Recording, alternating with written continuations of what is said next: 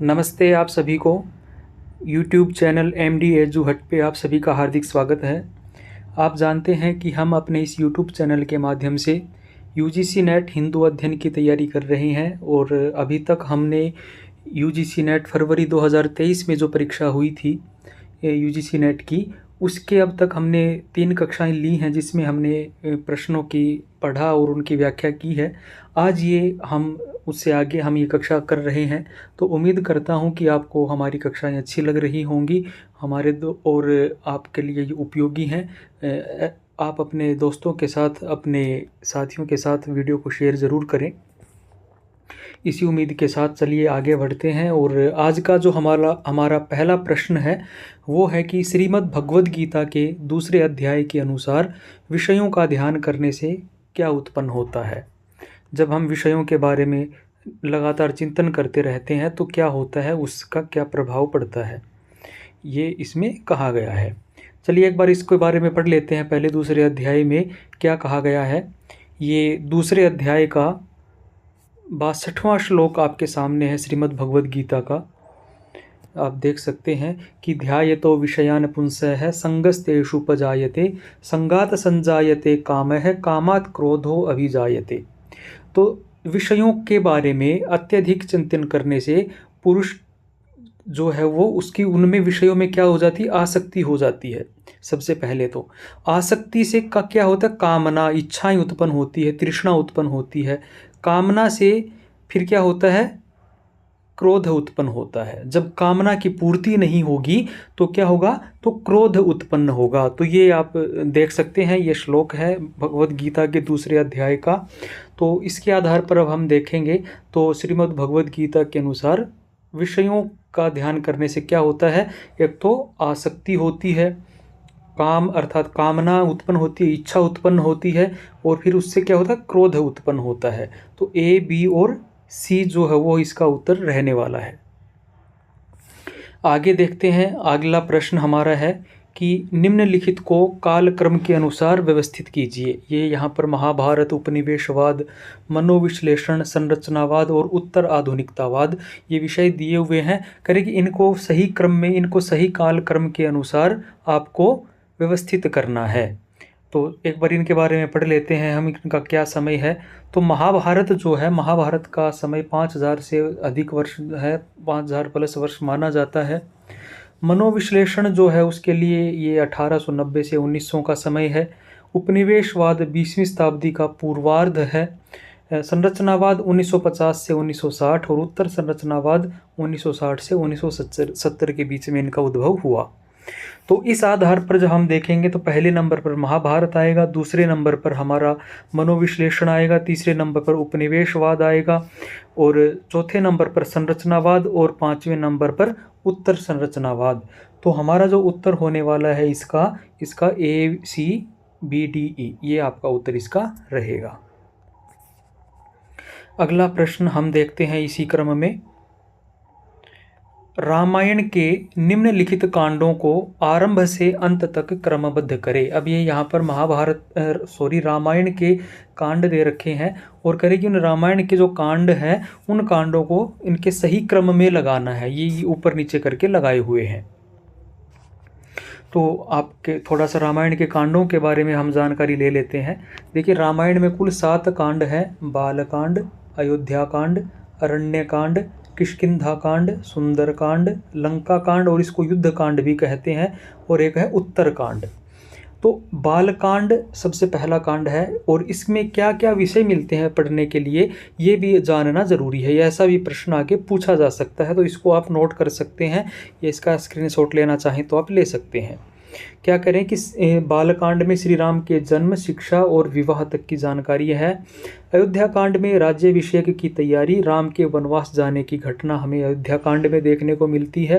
अरण्य कांड में वन का जीवन, ऋषियों से मिलना और सीता हरण तक की जो घटना है वो अरण्य कांड में है। किष्किंधा कांड में राम, हनुमान, सुग्रीव आदि से मिलना और बाली का जो वध का घटना है वो किष्किंधा कांड के अंतर्गत आती है। सुंदर कांड में हनुमान जी का लंका दहन, सीता जी को खोजना आदि सारी की सारी घटनाएं जो हैं वो सुंदर कांड के अंतर्गत है। युद्ध कांड में युद्ध का जिक्र है, विभीषण का आना, मेघनाद और सभी जो पूरा का पूरा जो युद्ध होता है रामायण का, वो सारा का सारा इसके अंतर्गत आ जाता है। उत्तरकांड रामायण, राम श्री राम का वापिस लौटना, राज्याभिषेक आदि जो घटनाएं उत्तरकांड के बारे में मान्यता है कि बाद में जोड़ा गया है, ये महर्षि वाल्मीकि की मूल रचना नहीं है। तो आप इसको नोट कर सकते हैं, स्क्रीनशॉट लेना चाहें तो स्क्रीनशॉट ले सकते हैं। तो चलिए हम इनका क्रम देखते हैं। सबसे पहले हमारे पास जो है वो अयोध्या कांड रहेगा, फिर हमारे पास अरण्य कांड है, फिर युद्ध कांड है, फिर उत्तरकांड है। तो ए, डी, बी और सी, अर्थात इसका जो है हमारा चौथा उत्तर होने वाला है। फोर्थ जो ऑप्शन है वो इसका सही रहेगा। आगे चलेंगे। लंकापति रावण था। अब यहाँ पर रावण का बारे में प्रश्न है, तो रामायण से प्रश्न है। तो चलिए हम रावण के बारे में थोड़ी सी जानकारी ले लेते हैं। रावण का यहाँ पर परिचय है आपके सामने, आप इसको नोट करें या स्क्रीनशॉट ले लें, आप अपनी सुविधा के अनुसार इसको कर सकते हैं। रावण जो है, देखिए सबसे पहली बात, ये त्रेता युग की घटना है रामायण की। इनके पिता जो थे वो विश्रवा थे और इनके दादा पुलस्त्य ऋषि थे। इनकी माता कैकसी थी और इनके नाना जो थे वो सुमाली थे। और उसके साथ ही इनके भाइयों का भी यहाँ पर जिक्र है, कुंभकर्ण, विभीषण और एक सौतेले भाई कुबेर भी इनके भाई थे। रावण जो थे वो शिव के परम भक्त थे और इन्होंने, रावण ने कुबेर से जो है वो सोने की लंका जो कब्जा की करके उनसे हथिया ली थी और वहाँ पर वो राजा बन गए थे। इनकी जो पत्नी है उसका नाम मंदोदरी था और इनके मेघनाद, जिसके मूल नाम इंद्रजीत भी था जिसका एक नाम, और अक्षय कुमार, इन दो पुत्रों का, रावण के पुत्रों का यहाँ पर हमें वर्णन भी मिलता है। तो अब देखिए क्या क्या क्या प्रश्न है कि रावण था, क्या था। देखिए विश्रवा का पुत्र था, ठीक बात है। कैकसी का भी पुत्र था, ठीक बात है। कुबेर का भाई था, बिल्कुल ठीक है। पुलस्त्य का पुत्र नहीं था बल्कि पुलस्त्य का पौत्र था। तो ए, बी और सी जो है वो इसका ऑप्शन हमें ठीक रहेगा। पहला जो ऑप्शन है वो इसका सही रहेगा। तो ये रावण के बारे में आगे भी इसके कोई इससे संबंधित प्रश्न बने तो आप इसको देख सकते हैं। अगला हमारा प्रश्न है, कुरु वंश के निम्नलिखित राजाओं को कालक्रम के अनुसार व्यवस्थित कीजिए। जो कुरु वंश है, जो महाभारत में जो हम पढ़ते हैं, कौरव वाला सारी जो आता है वो कुरु वंश है। तो एक बार कुरु वंश के बारे में हम जानकारी ले लेते हैं थोड़ी सी कि कुरु वंश क्या है। कुरु वंश हस्तिनापुर का साम्राज्य था जो, उसको कुरुवंश कहा जाता था। और इसके जो प्रमुख सम्राट कुरु, शांतनु, धृतराष्ट्र, पांडु, दुर्योधन, युधिष्ठिर आदि हैं। इस वंश की नींव सूर्यदेव की पुत्री ताप्ती और संवरण के पुत्र राजा कुरु ने रखी थी। ये बात ध्यान रखने की है। और ये चंद्रवंशी राजवंश था। इनका संबंध भरत और पुरु वंश से है। भरत भी इन्हीं के कुल में हुए हैं, जो दुष्यंत के पुत्र थे। तो इनके जो मूल राजा थे, जो संस्थापक थे, वो राजा कुरु थे। इसके अलावा इसमें संवरण, प्रतीप, शांतनु, देवव्रत, भीष्म, चित्रांगद, विचित्र वीर्य, धृतराष्ट्र, पांडु, युधिष्ठिर, दुर्योधन, परीक्षित, जन्मेजय आदि आदि, मतलब ये महत्वपूर्ण राजा इसमें हुए हैं। तो एक बार हम देख लेते हैं अब इसका क्या उत्तर रहने वाला है।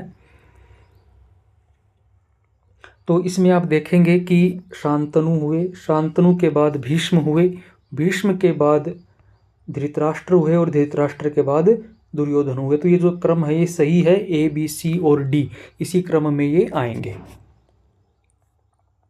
तो ये कुरुवंश के बारे में आप देख सकते हैं, नोट करें या स्क्रीनशॉट लें, अपने अनुसार आप कर लें इसको। उसके बाद अगला हमारा प्रश्न है, निम्नलिखित कवियों को कालक्रम के अनुसार व्यवस्थित कीजिए। तो कालिदास, भास, अश्वघोष और चंद्रवरदाई, ये चार कवि यहाँ पर दे रखे हैं। इनको कालक्रम के अनुसार हमें लगाना है। तो एक बार इनके हम काल को देख लेते हैं। तो जो भास हैं उनका समय प्रथम शताब्दी ईस्वी सबसे प्राचीन है। ये जो संस्कृत के वर्तमान में जो कवियों की रचनाएं हमें मिलती हैं उनमें सबसे प्राचीन भास को ही माना जाता है।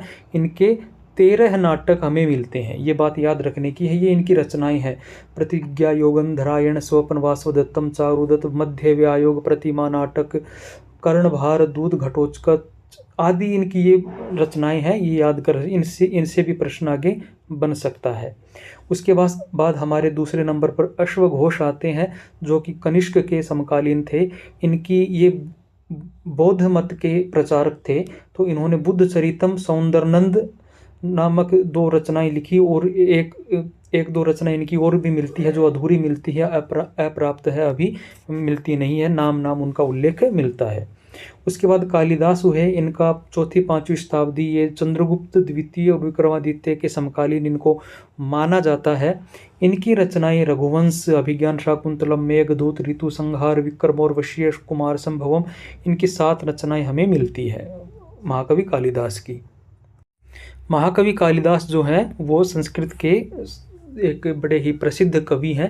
उसके बाद चंद्रबरदाई हैं, ये 12वीं शताब्दी में हुए हैं। पृथ्वीराज चौहान के ये दरबारी कवि थे। इनकी एक रचना पृथ्वीराज रासो हमें प्राप्त होती है। तो इस आधार पर भास, अश्वघोष, कालिदास ये हमारा क्रम रहेगा। तो आप देखेंगे भास, अश्वघोष, कालिदास और चंद्रबरदाई, तो BCAD। तो इसमें ये ऑप्शन थोड़े से गलत हैं, तो आप ये देख लेंगे BCA और D, ये इसका उत्तर रहेगा। इसमें थोड़ा सा ये टाइपिंग में कोई गलती हो गई है, इसके लिए हम क्षमा चाहते हैं आपसे। चलिए आगे देखते हैं। सांख्य, योग, न्याय, वैशेषिक और मीमांसा, इनके आचार्यों का सही क्रम क्या है? तो भारतीय परंपरा में मुख्य रूप से 9 दर्शन माने जाते हैं, जिनको 2 भागों में बांटा है। 6 दर्शन आस्तिक है, 3 दर्शन को नास्तिक दर्शन कहा जाता है। एक बार इन सभी के ही आचार्यों को हम देख लेते हैं। ये आपके सामने है भारतीय दर्शन एवं उनके आचार्य, इनको आप नोट करें या अपने अनुसार आप देख सकते हैं। योग दर्शन महर्षि पतंजलि, सांख्य महर्षि कपिल, न्याय दर्शन महर्षि गौतम, वैशेषिक दर्शन आचार्य कणाद, मीमांसा दर्शन महर्षि जैमिनी, वेदांत महर्षि बादरायण, बौद्ध दर्शन गौतम बुद्ध, जैन दर्शन महावीर स्वामी, चारवाक दर्शन बृहस्पति। तो ये हमारे जो 9 दर्शन हैं उनके आचार्य हैं, उनके प्रवर्तक हैं। तो यहाँ पर आप देखेंगे, सबसे पहले यहाँ पर आपके सामने सांख्य दर्शन दिया है। सांख्य के जो रचना आचार्य हैं वो कपिल है। उसके बाद योग दर्शन है, योग दर्शन के पतंजलि है। न्याय दर्शन के जो है वो गौतम है, और वैशेषिक दर्शन के कणाद है, और मीमांसा दर्शन के बादरायण है। तो इसके आधार पर हम ये लगा सकते हैं EBACD जो है वो हमारा ये सही उत्तर होने वाला है। तो इसको, ये भी एक महत्वपूर्ण विषय है, इसके बारे में भी प्रश्न बनेंगे, आगे भी बनेंगे। तो इनको भी आप नोट कर सकते हैं, प्रमुख आचार्य जो दर्शनों के हैं उनको। उसके बाद ये साहित्य से संबंधित काव्य शास्त्र का प्रश्न है कि श्रृंगार, वीर, बीभत्स, अद्भुत और रौद्र रस के स्थायी भावों का सही क्रम क्या है? देखिए, भारतीय काव्य शास्त्र में जो संस्कृत काव्य साहित्य है, काव्य शास्त्र है, उसमें 9 रस माने गए हैं। 9 की काव्य में 9 प्रकार के रस होते हैं, और उन प्रत्येक रस का अपना एक स्थायी भाव भी होता है। तो ये हमने आपके लिए सूची बनाई है इनकी, कि श्रृंगार रस, उसमें रति होती है, प्रेम। हास्य रस में हंसी आती, हास उसका स्थायी भाव है। करुण रस का स्थायी भाव शोक है, दुख होता है उसमें। रौद्र रस का स्थायी भाव क्रोध है, गुस्सा आना। बीभत्स रस का स्थायी भाव उत्साह है, साहस। भयानक रस का जो स्थायी भाव है वो भय है, डरना। बीभत्स रस का स्थायी भाव जुगुप्सा, घृणा है। अद्भुत रस का विस्मय है, आश्चर्य। शांत रस का स्थायी भाव निर्वेद या शांति। तो ये आप देख सकते हैं, इनको आप अपने अनुसार सुरक्षित कर लें। श्रृंगार रस होता है, श्रृंगार रस का जो स्थायी भाव होता है वो रति होता है। वीर रस का स्थायी भाव उत्साह होता है। बीभत्स रस का स्थायी भाव जुगुप्सा होता है। अद्भुत रस का स्थायी भाव जो है वो विस्मय होता है, और रौद्र रस का स्थायी भाव क्रोध होता है। तो इस आधार पर हमारे इस प्रश्न का जो सही उत्तर रहने वाला है वो 4 नंबर वाला रहने वाला है। तो आप इसको भी अपना नोट डाउन कर सकते हैं। इसके विषय में हम चलिए आगे बढ़ते हैं, और अगला प्रश्न हमारा है कि नीचे 2 कथन दिए गए हैं। पहला है, वाल्मीकि रामायण एक इतिहास ग्रंथ है। ठीक है। दक्षिण पूर्व एशिया में रामायण की अनेक परंपराएं मिलती हैं। तो ये दोनों ही कथन जो है वो सही है, कि रामायण एक इतिहास ग्रंथ भी है और दक्षिण पूर्व एशिया में रामायण की परंपराएं भी हमें प्राप्त होती है। उसके बाद हमारा प्रश्न है अगला कि नीचे दो कथन दिए गए हैं, नित्य कर्म न करने से विघ्न उत्पन्न होता है, अतः इनको अवश्य करना चाहिए और प्रायश्चित से पाप की निवृत्ति होती है। देखिए हमारे 6 प्रकार के कर्म हमें मिलते हैं, तो उन 6 प्रकार के कर्मों में ही नित्य कर्म भी आते हैं और प्रायश्चित कर्म भी उनके अंतर्गत आते हैं। तो अब हम इनके एक बार इन नित्य कर्म के बारे में देखते हैं, नित्य और प्रायश्चित कर्म क्या होते हैं। ये देखिए नित्य कर्म क्या होता है। नित्य कर्म प्रतिदिन किए जाने वाले कर्म है। इनके करने से भले ही विशेष पुण्य की प्राप्ति नहीं होती, लेकिन न करने से हानि अवश्य होती है। इन गतिविधियों में जैसे कि दंत धावन करना, ब्रश करना, दातुन करना, स्नान करना, घर की सफाई करना, ये सारे नित्य कर्म है। नित्य और संध्या वंदन आदि करें कि इनके करने से कोई विशेष फल की प्राप्ति तो नहीं होती है, लेकिन अगर नहीं करेंगे तो नुकसान जरूर होगा। ठीक है। उसके बाद अगला है प्रायश्चित कर्म। तो प्रायश्चित कर्म कौन सा होता है कि प्रायश्चित के विषय में देखो कहा है कि परायः तुष्टम चित्तम यत्र तत् प्रायश्चितम, अर्थात जिसके द्वारा चित्त संतुष्ट हो उसे प्रायश्चित कहते हैं। प्रायश्चित की भावना में मुख्यतः ग्लानि अथवा अपराध बोध की भावना क्षमा मांगने और संशोधन की प्रक्रिया को शुरू करने में महत्वपूर्ण भूमिका निभाती है। कि हमसे कोई पाप हो जाए, उस पाप में हमें आत्मग्लानि हो रही है और हम एक सुधार करके आगे बढ़ना चाहते हैं, तो उसके लिए प्रायश्चित कर्म किए जाते हैं। तो इसके बारे कि इससे मनुष्य के पाप नष्ट हो जाते हैं, तो ये बात इसकी प्रायश्चित कर्म के विषय में है। तो ये नित्य और प्रायश्चित कर्मों के विषय में बातें हैं, आप इनको ध्यान से पढ़ेंगे और इनको नोट कर सकते हैं। तो इस आधार पर हमारा जो देखिए इसका उत्तर देखेंगे, तो नित्य कर्म न करने से विघ्न उत्पन्न होता है, बिल्कुल है, इनको करना चाहिए, बिल्कुल सही बात है। और प्रायश्चित से पाप की निवृत्ति होती है, तो 1 और 2 इसके दोनों ही सही उत्तर होने वाले हैं आपके। तो ये नित्य और प्रायश्चित कर्म है। उसके बाद अगला प्रश्न है कि 2 कथन है, और पहला कथन है कि अभ्यास योग मोक्ष प्राप्ति का उपाय है। ठीक बात है। विषय वासना का संस्कार मोक्ष में बाधक होता है। तो ये दोनों ही बातें ठीक हैं। अभ्यास और योग से मोक्ष की प्राप्ति भी होती है, और विषय वासना के जो संस्कार हैं वो हमें मोक्ष की मार्ग में हमें बाधा उत्पन्न करते हैं। ये दोनों बातें आपकी ठीक हैं।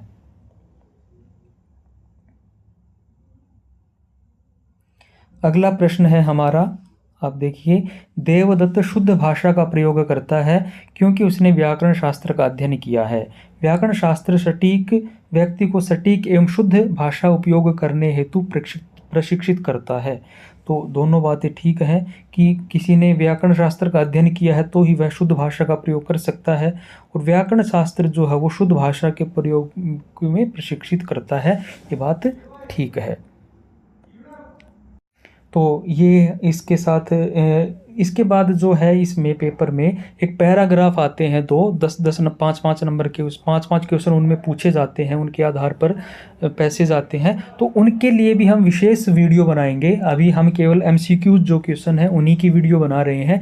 तो हमारे ये यहाँ तक के प्रश्न हो गए हैं। तो मोटे मोटे तौर पर हमारा फरवरी 2023 का जो प्रश्न पत्र है वो पूरा हो गया है। तो इसमें कुछ विषय रहे होंगे, थोड़े बहुत रहे हैं 1-2, उनको भी हम कवर करेंगे जल्दी ही। तो आप चैनल के साथ जुड़े रहें और वीडियो को लाइक और शेयर ज़रूर करें, और अगर आपको अच्छा लग रहा है तो कमेंट करें और अपने दोस्तों के साथ शेयर करें। धन्यवाद।